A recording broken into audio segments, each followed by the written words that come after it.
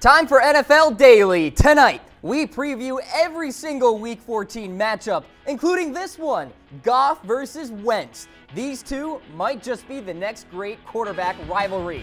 Plus, the Vikings and Panthers do battle in a huge matchup with playoff implications. Carolina's passing attack will be challenged. The Giants and Cowboys renew their tensions. Dallas still has a glimmer of hope to make the postseason. It starts this week in the Meadowlands. The Jaguars take on the Russell Wilson-led Seahawks in the late window. This could be a franchise-altering win for the Jags. And we've got a fresh list of coaching hot seat rankings. Shocker, John Fox is on it. And our expert Tom Downey has his latest top 10 picks for the 2018 draft. Will it be Darnold or Rosen or someone else? We've got all that and so much more. It's NFL Daily. Here we go.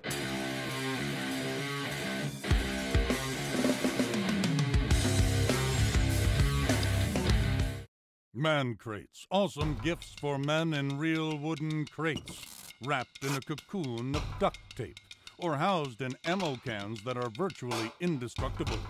Some gifts he'll get to assemble himself. Some gifts you'll beg him to share.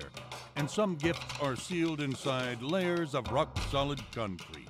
Gifts guys love, from grilling gear to old-school video games and more. Man crates. Awesome gifts for men.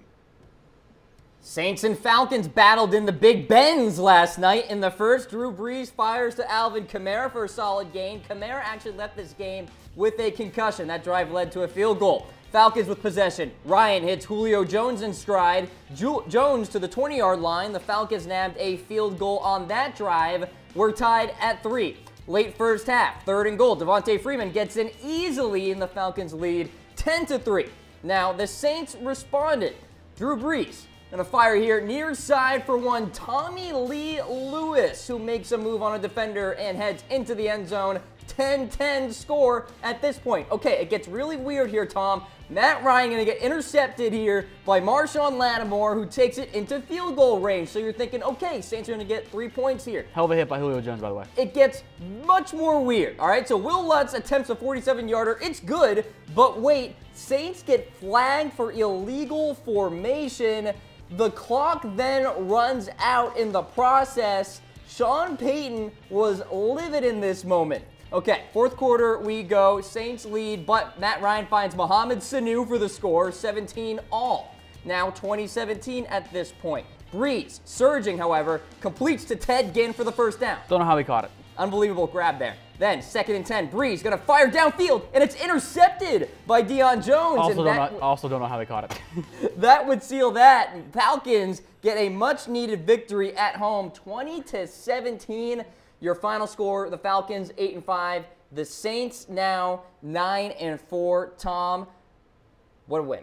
Huge win for Atlanta at home. That gets a big boost for their playoff chances at 8-5 now. The big difference from this game, the Saints ran the ball 12 times, marking for 49 yards. Devonta Freeman, 24 for 91. If the Saints had given the ball to Mark Ingram 24 times, I think they win that game.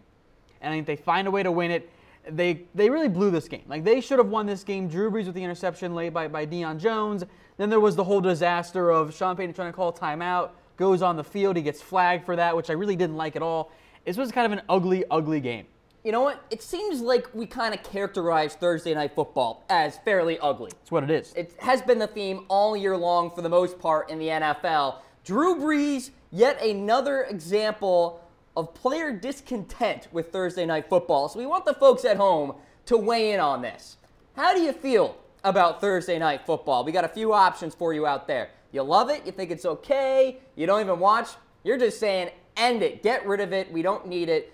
Tom, there are many different angles to attack this. You can look at player safety. You can look at the lack of ratings right now. You can look at the fact that people like to do things on Thursday nights. They're not, it's not a Sunday afternoon where they don't have any plans. There are many things you could look at here. How do you feel about Thursday Night Football? I don't like it, and I think that Thursday Night Football needs to stop. If the NFL is actually serious about player safety, which it's really not, they need to cancel Thursday Night Football because it's not safe for the players. The injuries pile up more on Thursday night than they do on a Sunday. Or if you're going to keep Thursday night, have a bye before these players play because they are not in a position to allow their bodies to recover. None of the players like playing on 4 days rest. No. You just got through football is a violent and tough sport. You play on a Sunday, sometimes a Sunday night, even a Monday occasion, which doesn't really happen anymore, but it's happened in the past. A Sunday, and then you go play on a Thursday. Your body is not physically ready. That's why these injuries come up. It's unnecessary from a player's perspective, but from the NFL, it's a big factor in their money because it's another primetime game that they get. So they gotta find a way to change this because it's not safe for these players. And Drew Brees is right. He is 100% right. It is not safe for these guys. They're getting hurt more often. Brees is pretty vocal about it, Tom. And, of course, if the injuries continue to pile up here, maybe the NFL will wake up a little bit and be like, okay, well, we need these guys on the field to make us money. So there you go. You look at it from that direction. All right, folks, throw in those votes there. This is NFL Daily here on Chat Sports Facebook Live. I'm your host, Cam Rogers. That guy right there is Tom Downey, one of the best mock draft projectors, if you will, in the world. Oh, thank you. So with that foreshadowing, later in the show, Tom will reveal his latest top 10 in the NFL draft. Of course, we're going to take a look at the updated NFL playoff picture as well, and a nice new updated batch of coaching hot seat rankings. One, Hugh Jackson, not on that list. He's in the clear for now. He is. For now. And we are presented by Man Crates. These are fantastic gifts that guys love. Head on to mancrates.com to check them out. We're talking about boxes full of gifts that your special man out there will enjoy this holiday season. Talking about the bacon crate. Are you kidding me? That's perfect for a guy. I do NFL love bacon. crates, etc. A lot of great examples on the website. Yeah. These are awesome gifts that guys love. One of my favorite ones is actually the NFL barber kit. Like you get some peanuts in there, some lovely NFL glasses and mugs and everything. It's great. Mancrates.com. Makes your holiday shopping super easy. It really does. Go online, buy it, boom, you're done. Especially for one who doesn't do their holiday shopping in advance. You got to get going there. Head on to mancrates.com. We thank them for coming along here at NFL Daily. Let's get into the AFC playoff picture as we stand right now. Nothing has changed, of course, because Thursday night was an NFC matchup.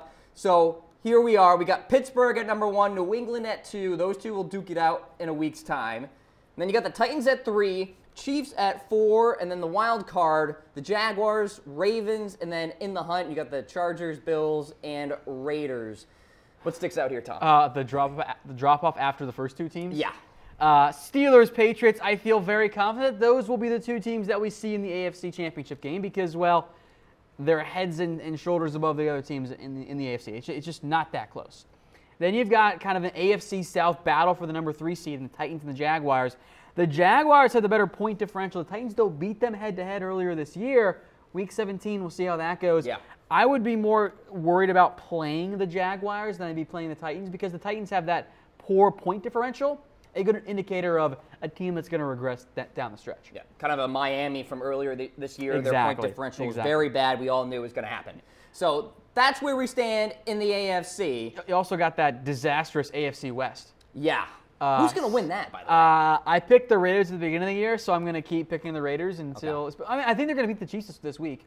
I think everything points – and we'll talk more about this later on. I think everything points towards an Oakland win. The Chargers are not out of the mix at all either, and then you've got the Bills kind of in the mix. But I think kind of like shrugging with the Bills. They're so inconsistent, and I don't know what to make about this Bills team. Probably that they're going to be 8-8 or so, maybe 7-9, somewhere in that range. And I think the Ravens, because the AFC is so weak, because their schedule favors them, even though I think they'll lose to the Steelers, they're still going to get in the playoffs with maybe even 10 wins. Yeah, they can get to 10 wins easily. It's kind of losing to the Steelers. The de facto seed. Yeah. So the Ravens are in there at number 6. Really, for the Chargers and Raiders, comes down to that division. The Bills, you're just not really sure. Tyrod Taylor going to be a game-time decision this week. Okay, so let's take a look at the NFC side of things So much here. better. Yeah, Tom, I'm sure this looks a lot better to you. More visually pleasing to the fans out there. I see like 8 wins and 9 wins, not a bunch of 6s. Thing. Yeah, it's beautiful. All right, so we got Vikings at 1, Eagles at 2, then the Rams, then the Saints who just lost. And then you got Seahawks, Panthers 5 and 6 respectively. The Falcons are still on the outside despite winning. So look, it's still early, but I think the Saints losing to Atlanta has taken them out of getting a bye. Like they're not eliminated by any means, but I think with Minnesota and Philadelphia with 10 wins already, the Rams with a chance to get to 9 wins as well, or 10 wins, excuse me. I just don't think Atlanta or the Saints are going to be able to get one of those top 2 seeds. They might be relegated to a 3rd or 4th seed. And there's still a chance that they don't even win their division. They can, miss out on their division with 10 or 11 wins this year. Like, how insane is that? Yeah. Like now they'll probably still win the division, and I think they will. But this is a loaded NFC. You have the Rams and Seattle, two teams. The Rams are still in the mix to get the #1 overall seed, but also to get a wild card spot, or even not even make it. It is crazy. I love the NFC. The Eagles and Vikings remain in the best shape. I see Seattle on there, a team I don't want to play in December, especially on the road in Seattle. That would be a tough out. The Falcons have been a little inconsistent, but that was a big win over the Saints. And then you've got the Lions with a very favorable schedule. I think that they can get to 10 wins. Where do we stand with the Packers and Cowboys here at the bottom? Well, Green Bay has to win this week. They have to win it. I think the Cowboys have to win out as well. And unfortunately, in particular for the Cowboys, they don't hold the tiebreakers. They don't have the tiebreaker against the Rams head-to-head, the Falcons head-to-head. I don't like where the Cowboys are. 2 games in the past week, the Eagles losing to Seattle and the Saints losing to Atlanta, have really hurt the Cowboys chances, and they didn't even play in that time frame. Right. So I don't like where Dallas is at right now. I think they can get to 9 wins, 8 wins, even if they get to 10 wins. I don't think they're making it. Now, they're still in the mix, and I think we're going to keep the 6-win teams, and the next week the 7-win teams in this playoff picture. But I just don't think they're going to find a way to make it to the playoffs this year, and that's pretty disappointing for the Cowboys. And, if they had Ezekiel Elliott all year, maybe they're sitting there with 7 or 8 wins. Sure. Or even just Sean Lee. Injuries have played a big factor there, and that's the nature of the NFL. So the Cowboys, I think, are out. As for Green Bay, as long as they keep winning until Rodgers gets back, we'll keep talking about them. But I don't know if they're going to keep finding ways to win in spite of their quarterback. That's not an easy thing to do in the NFL. Most teams fail at it. Well, if the Rams win this week against the Eagles, they would jump the Eagles and be inside that top 2. They would have that bye if the season were to end after this week. All hypotheticals here, but certainly something that I'm sure Rams fans out there would love to hear. So this is a much more legitimate question for the NFC than the AFC. Who's the best team in this respective conference? I am still going to vote with the Philadelphia Eagles, but I think there is a very, very strong case for the Minnesota Vikings. Yeah. And I don't mean me picking the Eagles as a disrespect to Philadelphia or to Minnesota. I think the Eagles have the quarterback play matters a big deal. The defense isn't as good as Minnesota, but I think their offense makes up for it. These are both 2 great teams, by the way. Yeah, I'm not really voting for the hard. Rams or the Saints, and I don't mean disrespect there, but I think it's Eagles, Vikings, those teams, and then kind of a big jumble of very, very good teams. Yeah. I mean, you're splitting hairs with the Eagles and the Vikings right now. I wish they could both play each other this week. I'm honestly leaning towards the Vikings here because I think that the defense has been so fantastic and top-down, really balanced type of defense where, Eagles can be somewhat susceptible to the pass. I mean, these corners are outplaying their talent, I feel right now, talking about the Philadelphia Eagles. But, Eagles are a fantastic team, great front four, one of the better front lines in the NFL right now with Jernigan and Cox, etc. But Vikings are certainly up there, so I think I'm throwing up my wow face. So folks at home, throw up your respective reactions. Who's the best team in the NFC? Maybe you're a Saints fan and you're just angry and you want to throw up your angry face, so there you go. Yeah. So throw in those votes, ladies and gentlemen. We'll be tracking them here on NFL Daily. We have some news to get to, and, well, talking about the Cleveland Browns here. Looks like Hugh Jackson's job is safe. New GM has been inserted into the fold. John Dorsey talk. This has been a power struggle in Cleveland, but between head coach Hugh Jackson and the de facto GM, even though he didn't have that official job title, of Sashi Brown. And there had been some disagreements about who to get at quarterback, what decisions to make. There have been some issues between GM and head coach, and that's a big issue in a front office. Now, John Dorsey's in town now, and he's already buying into Hugh Jackson's, maybe not vision, but his line of thinking there, i.e. cutting Kenny Britt. Jackson didn't want Britt. Sashi Brown did. Yeah. Brown got Britt to sign. Kenny Britt did not play well. John Dorsey comes on. Kenny Britt gets cut almost instantly. So the Browns are making changes. Hugh Jackson I think, has support from John Dorsey, and I think this is an indication that Jackson's going to stay, and that's what Jimmy Haslam has said. We'll see if that's the case. If the Browns don't win a game this year, maybe they change their mind, or maybe even, I think there's a chance, by the way, Cam, maybe Hugh Jackson says, you know what, I don't want to be in Cleveland anymore. Wow. And he makes a jump back to Cincinnati. With Marvin gone, perhaps. Marvin's gone. He has to be, right? Don't worry. He has to be. We'll get to him. So the news, of course, Hugh Jackson's job is safe. Looks like he'll be there in 2018. So he is not on our updated hot seat rankings here, folks. We do have a fresh batch of names to look at here on NFL Daily as we remind you that I'm Cam Rogers, and that's Tom Downey. Follow us on Twitter at Mr. Rogers99 and What Going Downey, respectively. We thank you for tuning into this program here, throwing your comments and reactions as we go throughout all of the interesting segments that we have here today. We'll start with number 5 in our updated hot seat rankings. Mr. Vance Joseph here, Tom. Now, hear me out. First Broncos team in 50 years to drop 8 in a row. John Elway, quote, embarrassed right now with his team. And the Broncos literally just got crushed by the Miami Dolphins. Yeah, the year started so promising for Vance Joseph, and I actually liked this hire when they made it. I'm like, all right, this is a good hire. This is going to go pretty well. And then it just has completely fallen apart, and I don't know what's going on here with Vance Joseph and Broncos. Everything just kind of seems like a gigantic mess, and I think if Denver continues to struggle, if they don't turn things around late in the year, John O is going to have to say, look, we should be a playoff caliber team. Instead, we're in the mix for a top 5, top 10 draft pick. We got to blow it up. And he's going to restart. And he's going to push the reset button on this coaching staff. And that's why Vance Joseph is number 5 in place of Hugh Jackson, who would have been higher up. But he's apparently won the power struggle in Cleveland. Honestly, Tom, if anybody is quick with the axe out there, I feel like John Elway would be certainly up on that list. I think he no nonsense. It's not about his job security. He almost has a lifetime contract in Denver because of all he's done for the organization. But I wouldn't be surprised if there is a notable change here. Yeah. All right, so Vance Joseph there at number 5. Number 4, Chuck Pagano. Kills me to say every single time, but of course, he's got to be on this list here. This roster, though, for the Colts, so devoid of talent. And I think at the end of the day, Pagano's going to get fired on Black Monday because, well, he just couldn't make anything happen, but he doesn't have anything.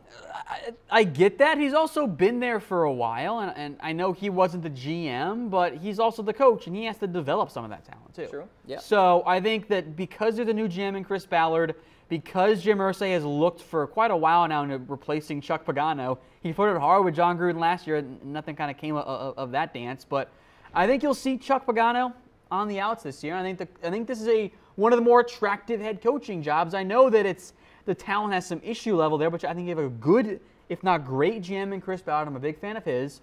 And you have Andrew Luck, assuming he comes back healthy. I mean, those are 2 great building blocks for you, and a GM that knows how to identify talent and a star quarterback, if healthy. A lot of times, new GM means new coaching staff underneath. Yes, and I think we're going to see that here in Indianapolis. Okay, so Chuck Pagano, number 4 in our updated hot seat rankings. As we go through this list here, ladies and gentlemen, we do want you to throw in the comments section, who do you think is the worst coach of the NFL? I'm very intrigued about this. We do have a weigh-in that we'll pull up for the folks at home. Worst coach of the NFL, throw it in the comments. I feel like we can get a differential of answers here, so I'm very intrigued to see what we get. So, what you thinking for this one, Cam? Yeah. Do you have somebody in mind? Well, it was going to be Ben McAdoo. Okay, yeah. But I can't do Ben McAdoo. Yeah, he does not count. I am ashamed of Dirk Cutter. I am ashamed of him and the poor job that he has done for the Tampa Bay Buccaneers.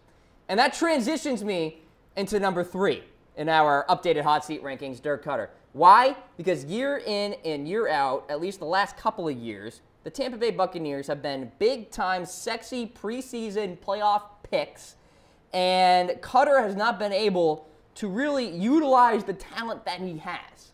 There are pieces there for Tampa Bay to make them a playoff team. But Cutter clearly can't coach this squad. And since John Gruden left, only Bucs coach that has been signed on for a 3rd year was Raheem Morris, Tom. So longevity in Tampa Bay, not really a thing. Raheem Morris. Exactly. You know what I said today? I totally forgot Raheem Morris was a thing at one point. He was one of the younger coaches, He is currently an assistant at Kansas State. So it's a little bit of a fall from grace from head coach. Yeah, well. Former assistant at Kansas State, my bad. So Dirk Cutter, number 3, Tom. Been a big-time disappointment. Yeah, so Raheem Morris not too great. Dirk Cutter, I actually kind of like that pick. I like that pick a lot because I think I look at the Bucs every week here, and I see Dirk Cutter and the Bucs being out-coached week in and week out. There's talent on that roster, and they're not using it properly. And I think if you're the Bucs, I know you've kind of won a couple games as of late, and you've kind of gotten out of the top 5 draft pick range, but you're still in the top 10, you got to fire Dirk Cutter. And you got to bring in a coach who can get the most out of Jameis Winston, because that is not Dirk Cutter. No.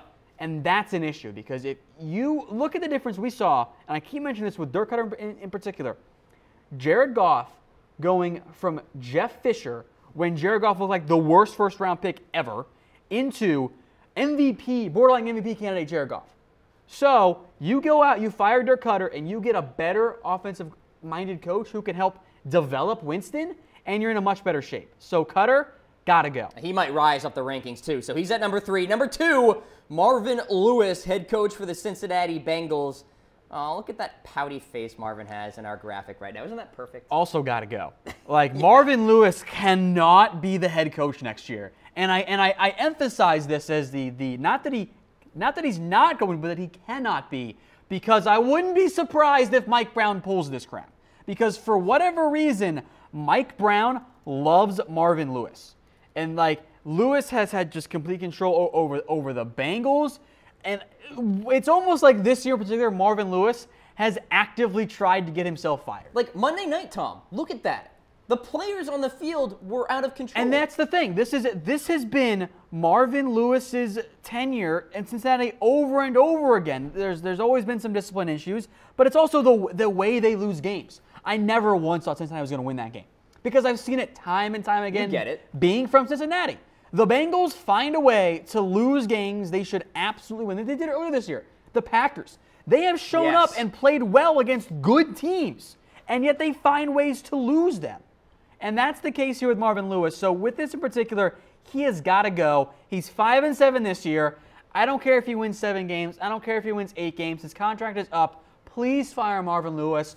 Go out and get someone else from the organization. He's been there since 2003. It's time for a wholesale change in the coaching staff. Keep Duke Tobin as your de facto GM. Got to be somebody else. Marvin Lewis at number 2, our number 1 guy in our updated hot seat rankings, John Fox, 12-32 in Chicago, a .273 win percentage, is the worst in franchise history. This is a storied franchise too. Couldn't beat the Niners, couldn't beat the Eagles, couldn't beat the Lions, couldn't beat the Packers, couldn't beat the Saints. The Bears are heading in the wrong direction right now. There's some pieces here, but I think the Bears organization knows, hey, you know what? John Fox was a nice bridge for us to kind of, you know, maybe not even like right the ship or steady it, but to be a good placeholder. Sure. It's time to go out and get somebody else who can help develop Mitchell Trubisky. I don't think Fox has that capability within him. Kind of like a McVay-Goff relationship there. A nice, young, energetic head coach there in Chicago would be great. The issue is for really all these teams is I don't think it's a great year to go out and hire a coach. I don't think there's a Sean McVay this season.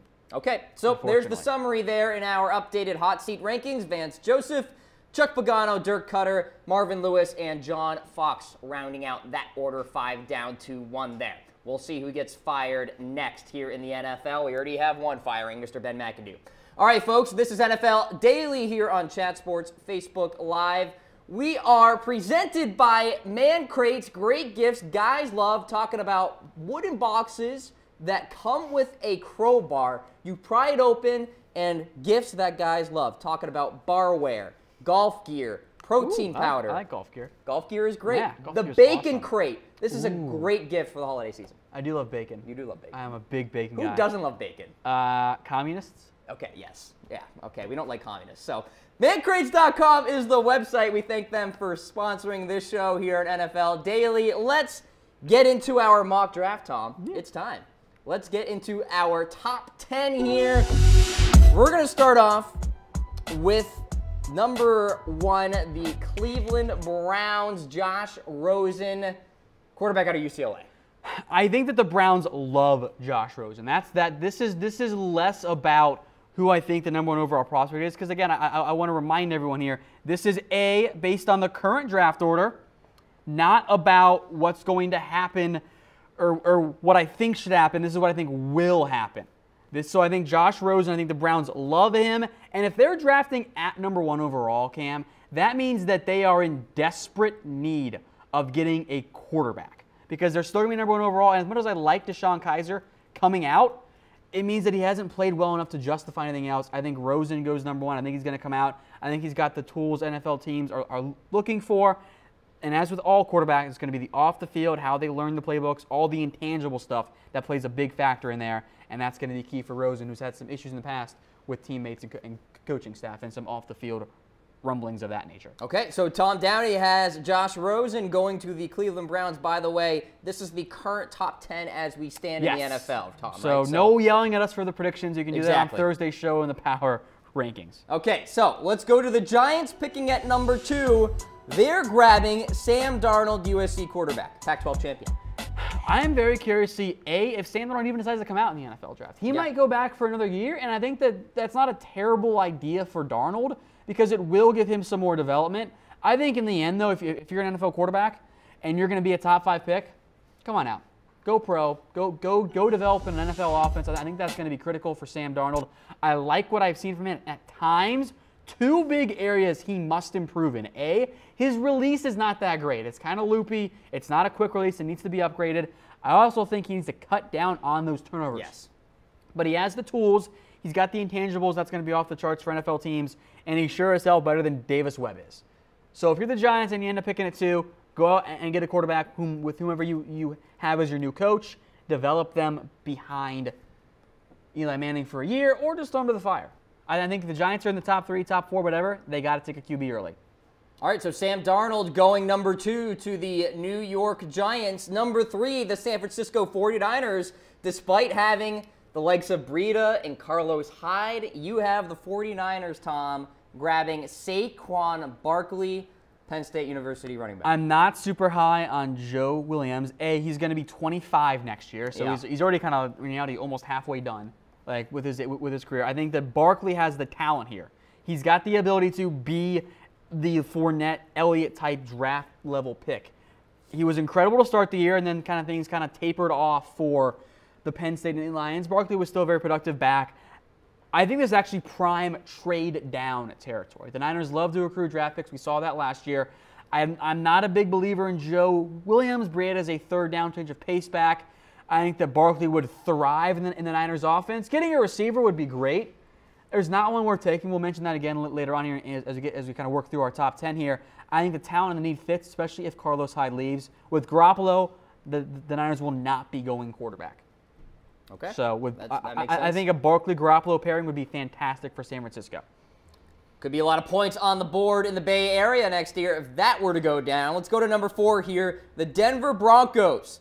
Offensive line issues, left tackle to right tackle, Tom. You got them having Quentin Nelson, offensive guard there out of Notre Dame. I consider going tackle as well. I think quarterback is also an option for Denver with Pax Lynch being able to stay healthy, Trevor Siemian and Brock Osweiler being Trevor Siemian and Brock Osweiler. Right. But I think Denver, if they're going to go elsewhere, I think they can go with a veteran quarterback. I think a guy like Kirk Cousins is a legitimate option for Denver if they can clear out the cap space, which I think they can do. I think Denver will then look for the offensive line, and they take the best offensive lineman in this year's draft. It's not a tackle, it's a guard. Quentin Nelson is the best offensive lineman in this year's draft class because of some other issues with offensive linemen, which we'll discuss. We have a few of them here in the top 10. Nelson is a day 1 starter at left guard. He's a Zach Martin type player for the Denver Broncos. Help shores up that offensive line. They could go tackle as well. I think that they're going to target offensive line if they get a quarterback in free agency. McGlinchey, another name to watch out for, too, out of Notre Dame. Yes, we'll mention McGlinchey a little bit later on, but not for the reason you guys might think. Okay. All right, so Nelson going to the Broncos at number 4. Number 5 here, the Colts just need playmakers on defense. And, Tom, you're going with Bradley Chubb here. Chubb, I think, I don't think might. I think he's going to be the best defensive player in this year's class, and I say might because I haven't finished watching everything. There's still a bunch of offseason stuff to go through, pre-draft process. But I think as things stand right now, Chubb is my favorite guy in this year's draft class on the defensive side of the ball. He has been a consistent impact edge rusher for 2 years now when teams have known he is going to be the go-to guy for NC State in pass rush, and he's a guy that they have to stop. 20 sacks and 44 tackles for loss in the last 2 years. That's steady. Like, that is very rare. Even a guy like Clowney and Garrett, you don't always see the back-to-back consistency. And it was 10 sacks and about 22 tackles for loss each year. Like, that level of production is rarely seen. Now, he's not as explosive as Myles Garrett or Clowney. He's a fantastic player, though. I think the Colts could also go offensive line, be it a tackle or be a guard. I think they would love to get Quentin Nelson. But Chubb here, even though they've had some solid play from their edge guys they added this year in the offseason, Chubb's a different caliber of player. I love Chubb. I think he goes to the Colts at 5. Okay, very exciting stuff there. All right, Chubb at 5. Let's go to 6 here before any dirty jokes go into the comment section. Chicago Bears. Connor Williams, offensive tackle out of Texas. A real stonewaller there on the left side. Williams is going to be an interesting evaluation because there will be some who only look at what he did this year at Texas. They won't go back to his sophomore year. He was hurt for a good portion of this year. Didn't look that great early in the year in his third year with 3 schemes. So 3 schemes in as many years. He's had to go through that offense. It's going to be a plus for him in the eyes of evaluators because, hey, I know how to adapt to offenses. What I saw last year out of Williams at Texas was he was the best tackle had he come out last year. He would have been a top 5 pick. Now, the injury this year, a little bit lesser play here. I think that's going to be an issue for Connor Williams, but I think he is going to go in the top 10. I think I'm going to be a little bit higher on him than I think most will be. Of course, I think we're splitting hairs between, a top 5 player versus a top 10 player because he's going to go early. The Bears, in particular, need a wide receiver so badly. The issue is they can't reach, right? There's not one worth taking at 6. Not Ridley? Ridley is a little on the older side. I like Calvin Ridley. But he's not a DeAndre Hopkins. He is not a Mike Evans. He's not an Odell Beckham. He's not that type of player. He's going to be a really good receiver in the NFL, but he's not a top 7, top 10, even not top 15 draft pick. Okay. So instead, I think the Bears can upgrade the offense still. This allows Charles Leno to be a left tackle, which I think, or a right tackle, excuse me, I think in the end is better for the Bears' offensive line. Williams is a bona fide left tackle. If he shows well in the pre-draft process, he could go higher than this. All right, so Connor Williams there at number 6 going to the Chicago Bears. At number 7, we have the Browns again because of the Houston Texans here, Tom. So you have the Browns grabbing Minkah Fitzpatrick. They already have McCourty there in the secondary having a great year. You throw in Fitzpatrick, could be a good secondary. Look, I don't know if Fitzpatrick is going to be a free safety in the NFL or a cornerback. Either way, he fits in Cleveland. And I think he is exactly what they need right now. He gives them another defensive back option. Maybe you play him at free safety and pair him with Jabril Peppers. That's a dynamite 1-2 punch there in the back end. Or you put him at corner. He's 6'1". He has that size that I love in my corners. Big fella. And this is kind of, I have my likes and my dislikes in NFL prospects. I like speed a lot, but when it comes to corners, I like size because that means you can go up against these bigger wide receivers. And I think Fitzpatrick has that size. He's not big and slow. He's big and fast as well. Fitzpatrick is the best defensive back in this year's class, in part because a guy like Derwin James did not play as well as I hoped he was going to play this year. He's still going to go in round 1, James, but he's going to go behind Fitzpatrick. I think Fitzpatrick and the Browns are a great pairing. I think that's one I'm going to be mocking frequently. You see the asterisk, by the way, at number 7. This pick originally belonged to the Houston Texans. Sure. Texans traded to get Deshaun Watson. They fallen apart with Watson being hurt. Now it's a top 10 pick heading to Cleveland, as things stand right now. All right, so there you go. Cleveland at number 7. Number 8 now, the Tampa Bay Buccaneers. They too need playmakers, kind of like the Colts on the defensive side. Arden Key out of LSU, edge rusher. This is an interesting selection because if this had been a preseason mock draft before everything else had changed, Arden Key would have been like, oh, he fell to 8? Arden Key entering this year was really the number 1 edge rusher in almost everyone's eyes. 12.5 tackles for loss, 11 sacks, consistently disruptive, very dynamic with his tools and his explosion. But this year, 5.5 tackles for loss, 4 sacks. In half, if that, almost a third in reality. So Key has all the tools you want. He has the ability to be a great pass rusher. I think he'd be a great fit in a 3-4 scheme. And the Bucs, my God, do they need pass rushing help. They have nothing this year. They have the fewest sacks in the NFL. This is probably a reach, but Key has the upside for a team to fall in love with him. But it's going to come down to off-field stuff. He hasn't looked the same this year. He took some time off. He's been battling some injuries. I think there's going to be some questions around Key about how focused and committed he is to the game, and that will terrify NFL teams. I mean, look at Justin Gilbert. Justin Gilbert should be one of the better corners in the NFL, but he didn't love the game, and he's out of it. Yeah. All right, so Arden Key there going to the Tampa Bay Buccaneers at number 8. At number 9, the Cincinnati Bengals. This is something they should have done last year, Tom. Get a good tackle early. Here you have them getting Orlando Brown. This is a much better offensive line class than what we saw last year. It's not loaded with top 10 guys, and I think in a bubble you'd like to see Brown drop maybe a little bit further. But Orlando Brown is 6'8", 345 pounds. That's huge. He's a massive, massive human being. Normally, when you see a guy that big, he can't play left tackle because he's just not quick enough. Right. I think Brown is one of those athletes that actually can be a left tackle. And the combine is often overhyped because, oh, you're running in a straight line and all that stuff. But I want to see how Brown fares in the 3-cone drill and all those agility drills, because I want to see if it matches up with what I've seen on film in the couple games that I've watched of him. His foot quickness is actually pretty good, and he has the ability to be a left tackle. Now, maybe he doesn't end up being one. And if that's the case, he is going to be a road-grading right tackle, and he is going to be a good one. The Bengals need both right now, and I think Orlando Brown can be that guy. So I'm a big fan of Orlando Brown. They need offensive tackle help. Michael Glinchey's also an option, but I watched some of Glinchey this year. I don't think he can be a left tackle. I think he's too slow. Okay. So I went with Brown because I think he can actually be a left tackle. McGlinchey is a right tackle guy, and left tackles are more valuable than right tackles in the NFL because blindside. All right, so Orlando Brown there going to the Cincinnati Bengals at number 9. Number 10, we've got another quarterback. It's not Baker Mayfield, it's Josh Allen. Tom, wow. I know. It's Josh. Like, I understand for those of you that follow the NFL draft like me.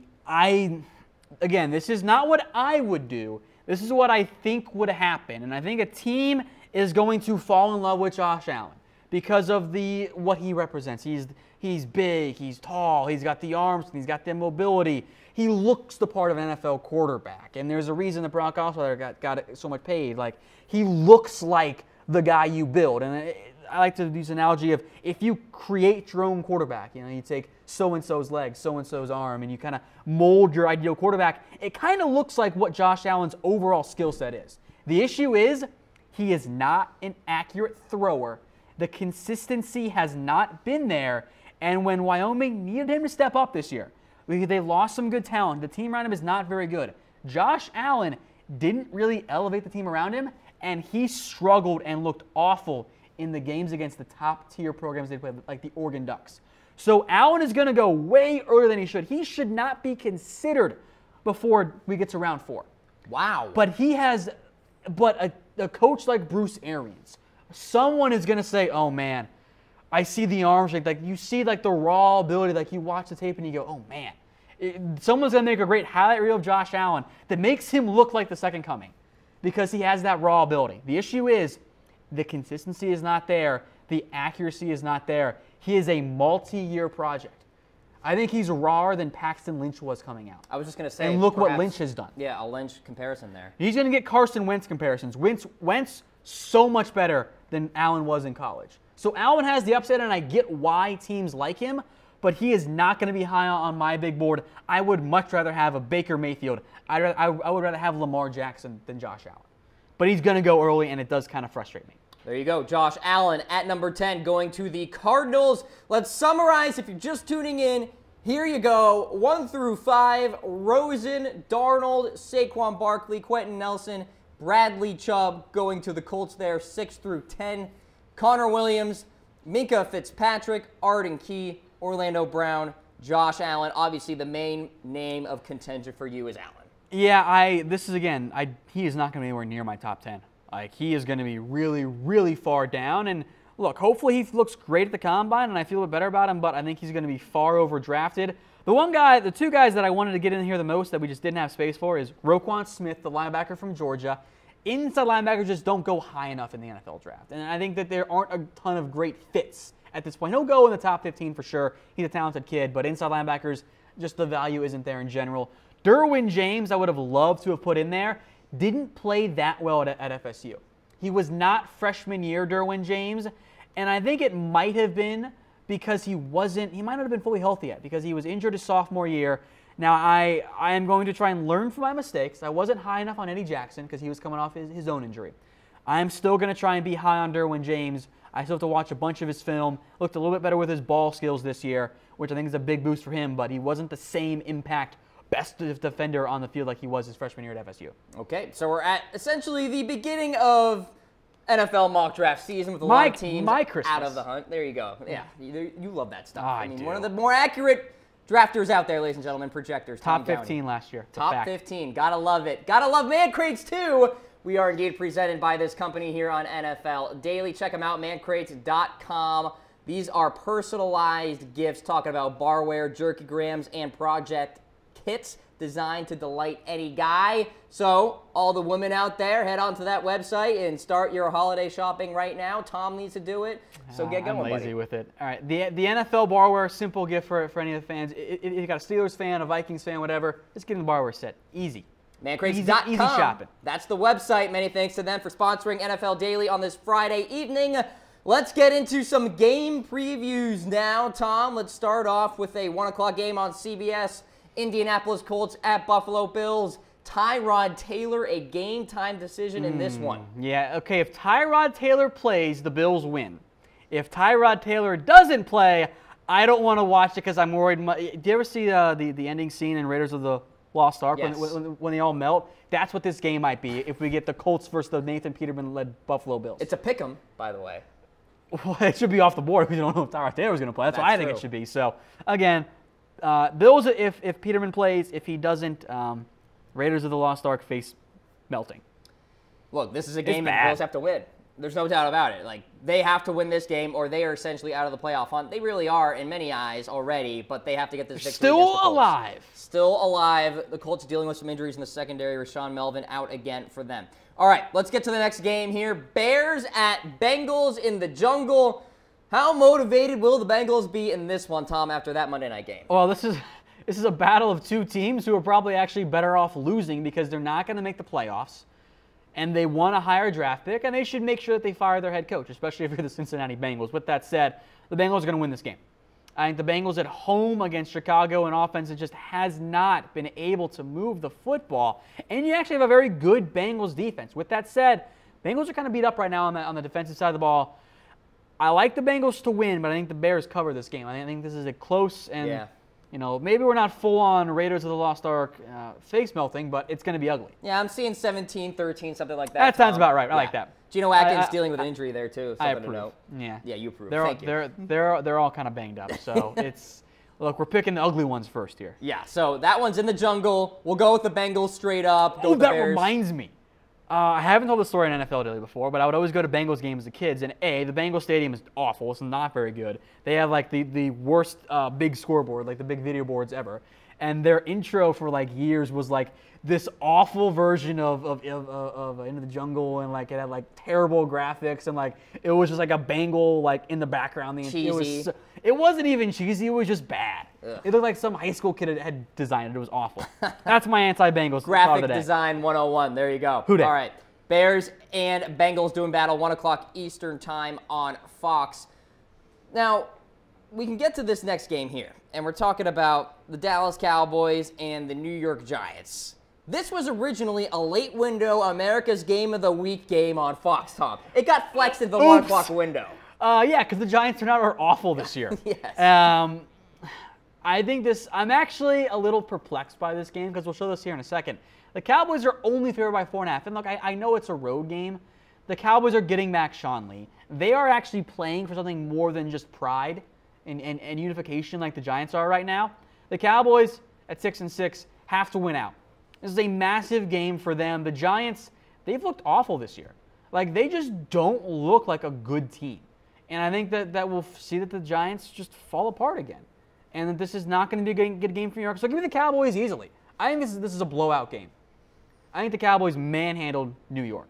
I think the Cowboys know what they need to do. They need to put their heads down, and they need to win, and see what happens, and see where the chips fall. I think they get win number 1 here against the New York Giants in this 4-game stretch, if you will. So I'll go Dallas as well. There we go. Win-handedly. All right, Lions at Buccaneers. The Detroit Lions have a chance to make the playoffs. They have a soft schedule. It starts here against Tampa Bay. Tom, Matt Stafford's dealing with a hand injury right now, and Matt Stafford has played hurt before. It ain't good. I actually like Tampa Bay to stun the Lions here. Really? I do. Okay. Cool, take him. I got Detroit. The Stafford injury does concern me. Definitely, if he doesn't play, the Bucs find a way to win, but I think the Lions win this game. I think the Bucs are more or less not in free fall, but they're just kind of in a mess overall. So give me Detroit. I know it's on the road. I'm a little surprised to pick them. It's not quite my curious line of the week. We'll get to that later, but give me Detroit. I think Detroit finds a way to win this ball game. Okay, I'm going Tampa Bay. Next game, 49ers at Texans. Tom, this is one of my teams guaranteed to lose, the Houston Texans. I have Jimmy Garoppolo going into NRG and getting it done. Houston's a mess without Deshaun Watson. I think that the Garoppolo is going to play well. The defense for Houston has not been very good. The offense has been inflated by the games that they had Deshaun Watson with. The Niners aren't a good football team anyway. This is probably going to be pretty ugly, but I'll take San Francisco. I think Houston continues to have issues moving the football. I think the Niners with Garoppolo, I think there's a little bit more confidence going on there. And I think that they find a way to win this game, but it's also going to be ugly. This is not going to be a fun game to watch. Watch almost anything else outside of, Colts and Bills. Maybe C-SPAN, like even that over this game. I mean, if you're trying to nap, I guess, yeah. 49ers at Texans. I want to watch the C-SPAN cam. 1 o'clock on Fox. Next game, this is big, Tom. 1 o'clock window. Raiders at Chiefs at Arrowhead. This will go far in the AFC West race. The Chiefs are reeling right now. They have been a gigantic mess of a football team. The defense looks awful. The offense has been inconsistent after a fantastic start. Alex Smith looks great one week and then looks like, Alex Smith the next week. The Chiefs have had a better success with Tyreek Hill on the road. All of his teams have come on the road for some reason. But I think everything in this game points to a Raiders win. The Chiefs will not have Marcus Peters. There goes their second best defender when they already lost their best one in Eric Berry. That sets up well for Michael Crabtree. Maybe Amari Cooper if he's able to play a game. I think Derek Carr bounces back. He's had some issues this year. I think the Raiders go into Arrowhead and they find a way to win the game. Give me the Raiders, especially if you give me 4 points. Give them to me. This is almost my curious line of the week because it's the Chiefs by 4. But it's home, so it's why it's not my curious line of the week. I find it so odd that an Andy Reid team is spiraling out of control. And I feel like at some point it's got to stop. I think it stops this week. I think the Chiefs get a victory here against the Raiders. I don't think it's going to mean much because I have the Chargers actually winning the AFC West, so this game is kind of irrelevant to me in the playoff projections. But I'll go with the Chiefs in this one. All right, next game here, Packers at Browns. A lot of aggressive pickers out there are saying, all right, this could be the week the Browns get a win. It is the week the Browns get a win, Cam. The Browns beat the Packers at home. All right? Oh, my God. Hugh Jackson has won the power struggle. The Packers have found ways to win in spite of Brett Hundley. That will not be the case this week. The Browns have put up decent efforts this year. They haven't, for the most part. There have been some games where, they've gotten absolutely, blown out. They put up a good fight against the Chargers. They kind of had some issues against the Bengals. They put up a good fight against the Jaguars. They should have beat the Titans. They probably should have beat the Jets. They nearly beat the Colts. All right, they actually put up a good fight against the Steelers earlier in the year to begin the season. I believe this is the week the Browns get a win. I think Brett Hundley, who cannot move the ball on offense, the Browns have an underrated defense. The scoring defense looks bad because the offense has continuously put them in positions to fail. Yep. That defense has ability. They've shown it at times. They've held the Chargers, the Jags, the Titans, all these teams to under 20 points. They do it again against the Packers. Josh Gordon, DeShone Kizer connect for at least one big play. They have a touchdown for Josh Gordon, flash returns. The Browns find a way to win. Give me the Browns at home. I don't care if the Packers are favored. Cleveland wins this one. Wow. All right, we'll save that clip for next week, Tom. Put me on freezing cold takes. Freezing cold takes. There you go. I'll go with the Packers. I think they find a win. They're not gonna make it look pretty, but I'll get them to win maybe by 5-6 points, something like that. Ugly game though. All right, next game. Titans at Cardinals. This is big for Tennessee. They need to keep pace with the Jacksonville Jaguars here, Tom. Cardinals, no Adrian Peterson, no John Brown. Oh, hey, it's Blaine Gabbert. Give me the Titans is what you're saying. Okay. Look, the Titans are not a true 8-4 team, and this has kind of been played up so much that it's almost kind of mean to Titans fans. Like, oh, you're not good enough to be 8-4.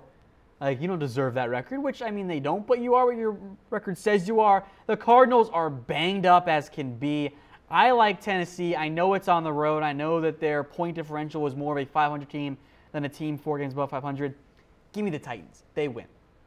By the way, Patrick Peterson banged up in the secondary as well. I mean, they're not going to throw it to him anyway, or near him anyway. So I'm going to go with Tennessee. Good pick. I don't think they have looked good in recent weeks, Tom, but I think they find a way in the big toaster there in Arizona. They beat the Cardinals. Titans get to 9-4. Cool. All right, next game. Vikings at Panthers here. This is one of the big early games, if you will. This is a fantastic game. Potential playoff preview, if you will, too. So what do you think? I'm excited to watch it. I want to see Case Keenum go up against a really good defense in Carolina now. He's looked surprisingly impressive, but the Vikings defense is fantastic. I'm excited to see how Cam Newton and this almost haphazardly put together Panthers offense. Especially in the pass game. Look, they got rid of Kelvin Benjamin. They're built to be a power. They want to be a power run team that goes deep downfield with Cam Newton's great arm. And their offense has pieces that are a check-down West Coast offense. So I don't really know what to make of the offense. But I like Minnesota, but I'm not super confident in it. I think the Vikings have a better defense. The defense will travel. They'll find a way to eke out in what is a fantastic game. Matt Khalil revenge game, Tom? Matt Khalil's awful, so no. I have the key matchup. Matt Khalil versus Everson Griffin. Everson Griffin might abuse him. Yeah, it's not going to be Khalil. Look, I think the Panthers get a win here. I actually think they beat the Vikings at home.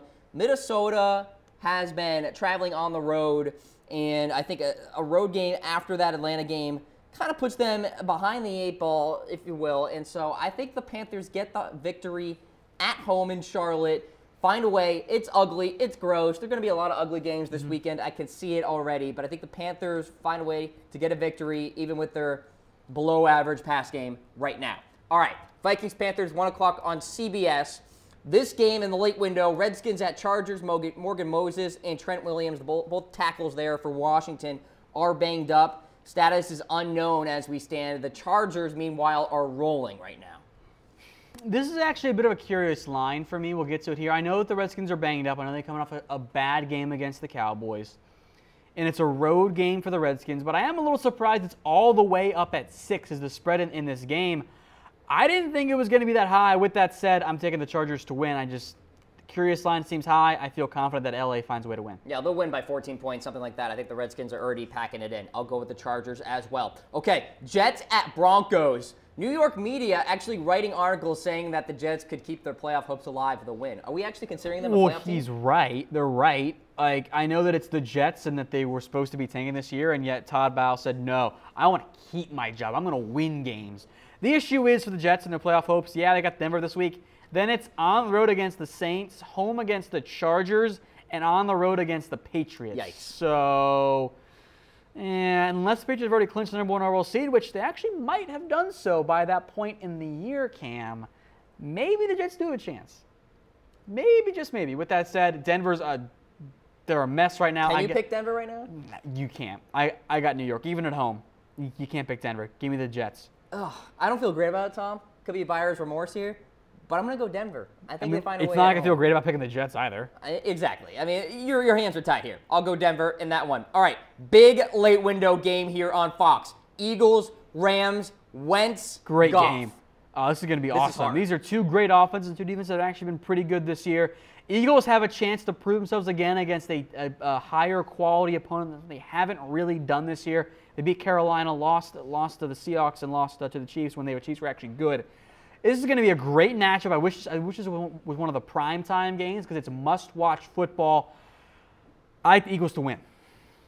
I'm not super confident in it because it's going to be a fantastic game, but give me Philly. Yeah, I'm going to go Eagles too. All right, there we go. Back from that game in Seattle. Yeah, I think they get the victory. Wentz still played well against the Seahawks. A little rough to start. A little rough to start. He kind of rallied later. And got by with some iffy throws. Goff versus Wentz is going to be a fun one. I think there are going to be a lot of points in this game, despite two pretty good defenses for both these teams. But yeah, I'm going to go with the Eagles in this one. I think they get the victory. Although, like I said earlier, if the Rams win, the Rams would jump the Eagles to get that #2 seed in the NFC standings. So God, the NFC's awesome this year. Storylines, you got to love it. Another big late window game on Fox. Boy, Fox is pretty lucky this week. Seahawks at Jaguars. Fox won, man. They did. I mentioned it in the cold open, Tom. This could be a statement, a franchise-altering win for the Jaguars if they win this. Yes and no, because in the end, they're not going to win anything with Blake Bortles at quarterback. They're just not. But this is a big game for them in terms of the way that their inner confidence and their playoff race. Like, this game matters in a huge way because both these teams are fighting for their playoff lives and to get a home game in the postseason. It's kind of a must-win game for both these squads if they want that to happen. Jacksonville at home, and that defense is not easy to beat, which is a weird thing to say given the way Jacksonville's played the past few years. Seattle's up their game as of late. But perhaps a letdown after last week? Look, this could be an overtime game. I think Seattle is a more talented team than Jacksonville.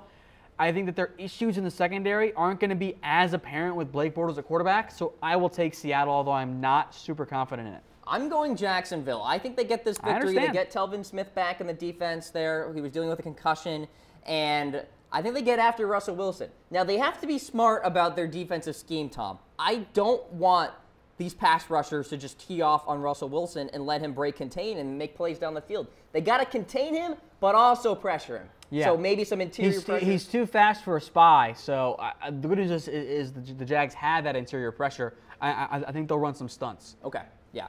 So I'm going Jacksonville in that one at Everbank Field. Okay, next game, Sunday Night Football. Ravens at Steelers, one of the better rivalries in the NFL, perhaps the best rivalry in the NFL. Ravens at 7-5, Steelers at 10-2. Baltimore now without their star corner, Jimmy Smith.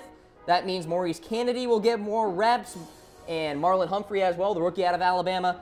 Tom, the Steelers didn't look great against Cincinnati, but they got the win. Now they play at home here. I'm not really sure what to make of the Steelers at times, but I think at home against Baltimore, it is going to be an AFC North game. It's probably going to be ugly. It's probably going to be chippy. It's not going to be good, clean football. That's not how Pittsburgh plays, and that's not how the AFC North ends up playing when they play against each other.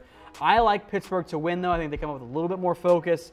Baltimore is going to put in a good game. It'll be a good matchup because AFC North football, it's almost always good unless the Browns are involved for the most part. Sure. But I got Pittsburgh. I'm going Steelers as well. Oh, thank God. Yeah, I am going with Pittsburgh. God. I think the Ravens lose this game. They win out. They get into the playoffs. This is just a tough situation for Baltimore because Antonio Brown, yeah, he was dealing with that toe injury on Monday Night Football, still played really well in that game. Now he's facing a Ravens secondary without Jimmy Smith. Antonio Brown was shut down by Smith earlier this year, Tom, in a game that the Ravens lost. So Brown's going to be eaten in this one, and I'm going to go with the Pittsburgh Steelers to win in that Sunday Night Football game. Good pick, good pick. Let's go to Monday Night Football. Patriots, Dolphins. It's Why a do the blowout. Dolphins have so many primetime games? Because this is what happens when you make the playoffs. Even though you really are a team that's primed for regression, you end up getting a lot of nice primetime games, and it all falls apart. It might be the Titans next year. That's very true. Yeah, they're going to get some great primetime games. We're going to go, oh, man, they beat up on a weak schedule. Titans, man, we should probably fire Mike Mularkey. Patriots win in a rout. Yeah, they're favored by 11 There's a right reason now. it's 11 on the road. That's an absurdly high spread. Dolphins are winless versus New England in the Adam Gase era. Let me put it this way for you. If this was a home game for New England, a neutral site game would be 14 points. A home game would be 17 points. That's unbelievable. Spread. That's unreal. By the way, Miami Dolphins. Patriots in a rout. They just Two scores. They just blew out the Denver Broncos Yeah, but too. it's So Denver. not a lot of respect there from Vegas. I'm going with the Patriots as well to win that one. I think they win out, get that #1 overall seed in the AFC. All right, ladies and gentlemen, this has been NFL Daily here on Chat Sports Facebook Live. Tom Downey here, Cam Rogers here as well, presented by Man Crates. Fantastic gifts that guys love. Boxes full of masculinity, bacon crates. You have the Bass Whisperer crate for all you fishers out there. Really fantastic products. Ladies, if you're watching right now, go get your special guy these gifts. I can fish. I tend to prefer to eat fish than catch it, though. Yeah, why go through the process of fishing and then... I mean, it's enjoyable. Like I don't mind it, but I would rather play golf. You are instant gratification. You want that fish right then and there. Fish is delicious. They have seasoning crates as well, Tom. Ooh, I do love some seasoning. There you go. Makes me feel fancy when I cook. Mancrates.com. And it tastes better. It's a win-win. Mancrates.com is the website, so certainly check them out. If you're just tuning in here on NFL Daily, don't you worry, because we are looping the show. We'll start it back here again. So stick around right here on Chat Sports Facebook Live. For Tom Downey, I'm Cam Rogers. Enjoy your NFL Sunday.